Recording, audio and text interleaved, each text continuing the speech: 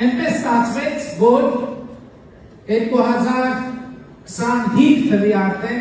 հունիսի 1-ին իմ ծննդյան օրվա կապակցությամբ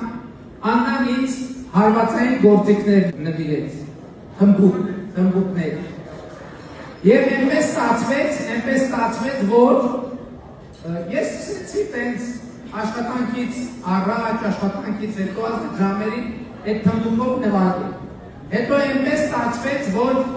տենց ձևավորվեց և առաջին քայլերն անում քամանչախումբը և մի օր մտքովս անցավ, ասեցի կարող և քանի որ խմբում կար կոմպոզիտոր, պրոֆեսիոնալ, մտքովս անցավ, ասեցի կարող այս բանաստեղծության հիման վրա մի հատ երգ գրվի։ Ես սկսեցի երկուղությամբ աշխատել, այդ երգը դրվեց, հետո մտքովս անցավ, ասեցի կարող այդ երգը ինչ-որ մի հատ բենդի նման կառուցվածքով կատարենք, հետո կատարեցինք, հետո մտքովս մի բան անցավ, ասեցի կարող ես էլ նվագեմ այդ բենդի մեջ ու տենց նվագում էինք և այն ժամանակ, երբ որ պլանավորում ենք մեր 2 ամիս առաջ, որ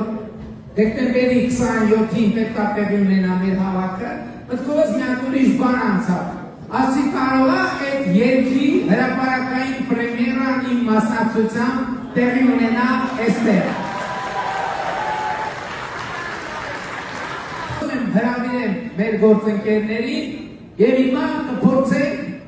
ոչ թե կփորձենք, այլ կներկայացնենք, ահագին պարապել ենք, պետք է որ լավ ստացվի, բայց միշտ հանդիսատեսի ներկայությամբ հուզումնալից է և խնդրում եմ ձեր ուշադրությունը։